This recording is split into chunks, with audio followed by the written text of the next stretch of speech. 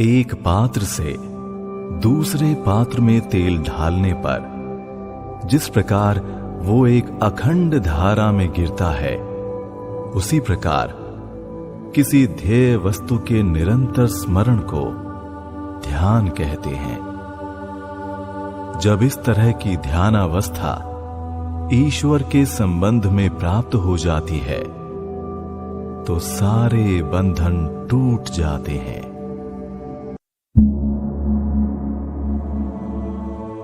ध्यान की शक्ति हमें सब कुछ प्राप्त करा देती है। यदि तुम प्रकृति के ऊपर अधिकार चाहते हो तो तुम ध्यान द्वारा उसे प्राप्त कर सकते हो। ध्यान शक्ति द्वारा ही आज तमाम वैज्ञानिक तथ्यों की खोज की जाती है।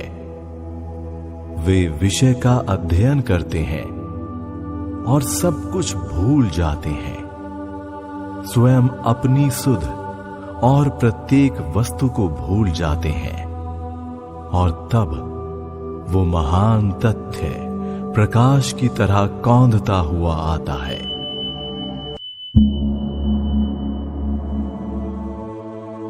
हमारे मन की शक्तियों की एकाग्रता ही हमारे लिए ईश्वर दर्शन का एकमात्र साधन है। यदि तुम एक आत्मा को, अपनी आत्मा को जान सको तो तुम भूत, भविष्यत, वर्तमान सभी आत्माओं को जान सकोगे। एकाग्र मन मानो एक प्रदीप है जिसके द्वारा आत्मा का स्वरूप स्पष्ट रूप से देखा जा सकता है। सोचो कि तुम्हारे हृदय में एक आकाश है और उस आकाश के अंदर अग्नि शिखा के समान एक ज्योति उद्भासित हो रही है। उस ज्योति शिखा का अपनी आत्मा के रूप में चिंतन करो। फिर उस ज्योति के अंदर और एक ज्योतिर्मय आकाश की भावना करो।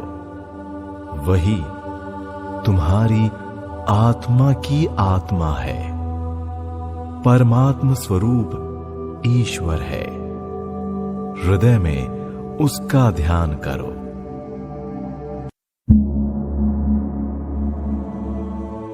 बोलने में शक्ति का ह्रास मत करो, शांत होकर ध्यान करो। बहिर्जगत की गतिविधि से अपने को विचलित न होने दो। जब तुम्हारा मन सर्वोच्च अवस्था में पहुंचता है तब उसकी चेतना तुम्हें नहीं रहती। शांत रहकर संचय करो और आध्यात्मिकता के डायनेमो बन जाओ। किसी विषय पर मन को एकाग्र करने का ही नाम ध्यान है। किसी एक विषय पर भी मन की एकाग्रता हो जाने से वो एकाग्रता जिस विषय पर चाहो उस पर लगा सकते हो। आध्यात्मिक जीवन का सबसे बड़ा सहायक ध्यान है।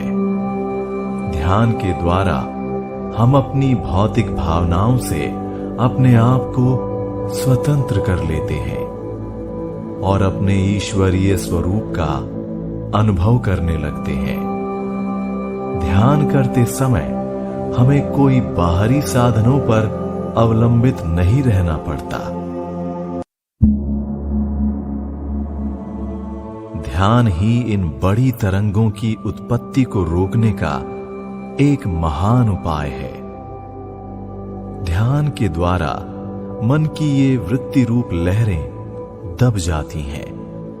यदि तुम दिन पर दिन, मास पर मास, वर्ष पर वर्ष इस ध्यान का अभ्यास करो, जब तक वो तुम्हारे स्वभाव में न भिद जाए, जब तक तुम्हारी इच्छा न करने पर भी वो ध्यान आप से आप आने लगे, तो क्रोध, घृणा आदि वृत्तियां संयत हो जाएंगी।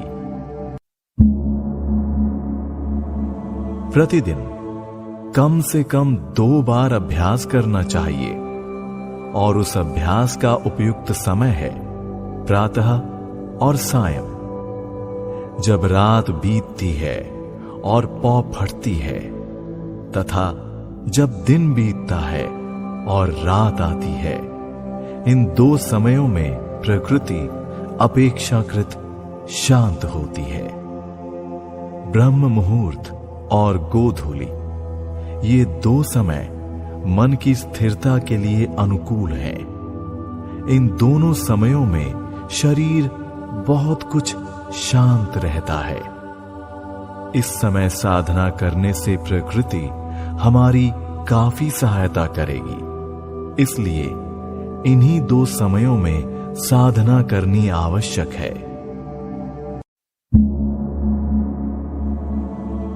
सोचो, सिर के ऊर्ध्व देश में एक कमल है। धर्म उसका मूल देश है, ज्ञान उसकी नाल है।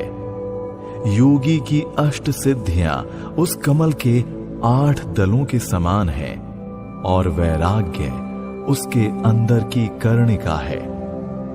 जो योगी 8 सिद्धियां आने पर भी उनको छोड़ सकते हैं, वे ही मुक्ति प्राप्त करते हैं। इसीलिए 8 सिद्धियों का बाहर के 8 दलों के रूप में तथा अंदर की कर्णिका का पर वैराग्य अर्थात 8 सिद्धियां आने पर भी उनके प्रति वैराग्य के रूप में वर्णन किया गया है। इस कमल के अंदर हिरण्यमय, सर्वशक्तिमान, अस्पर्श, ओंकार वाच्य, अव्यक्त, किरणों से परिव्याप्त परम ज्योति का चिंतन करो, उस पर ध्यान करो।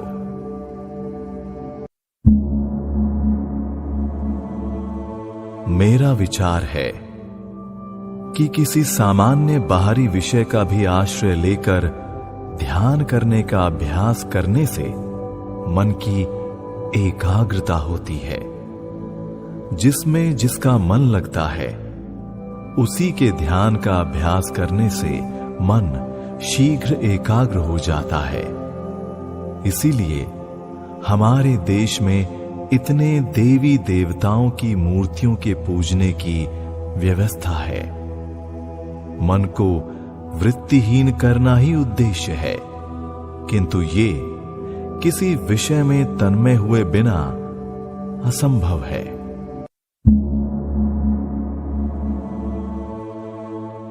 ध्यान के द्वार से हम उस तक पहुंचते हैं। प्रार्थनाएं, अनुष्ठान और पूजा के अन्य रूप ध्यान की शिशुशाला मात्र हैं। तुम प्रार्थना करते हो, तुम कुछ अर्पित करते हो। एक सिद्धांत था कि सभी बातों से मनुष्य का आध्यात्मिक बल बढ़ता है। कुछ विशेष शब्दों, पुष्पों, प्रतिमाओं, मंदिरों, बत्तियों को हिलाने के समान अनुष्ठानों, आरतियों का उपयोग मन को उस स्थिति में लाता है। पर वो स्थिति तो सदा मनुष्य की आत्मा में है, कहीं बाहर नहीं। लोग ये सब कर रहे हैं, पर वे जो अनजाने कर रहे हैं उसे तुम जानबूझकर करो। ये ध्यान की शक्ति है। तुम्हारे पास जो ज्ञान है वो कैसे आया? ध्यान की शक्ति से।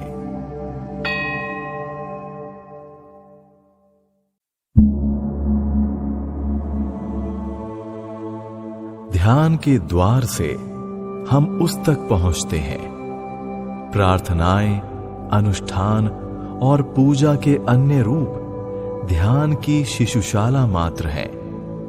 तुम प्रार्थना करते हो, तुम कुछ अर्पित करते हो। एक सिद्धांत था कि सभी बातों से मनुष्य का आध्यात्मिक बल बढ़ता है। कुछ विशेष शब्दों, पुष्पों, प्रतिमाओं, मंदिरों, बत्तियों को हिलाने के समान अनुष्ठानों, आरतियों का उपयोग मन को उस स्थिति में लाता है, पर वो स्थिति तो सदा मनुष्य की आत्मा में है, कहीं बाहर नहीं। लोग ये सब कर रहे हैं, पर वे जो अनजाने कर रहे हैं उसे तुम जान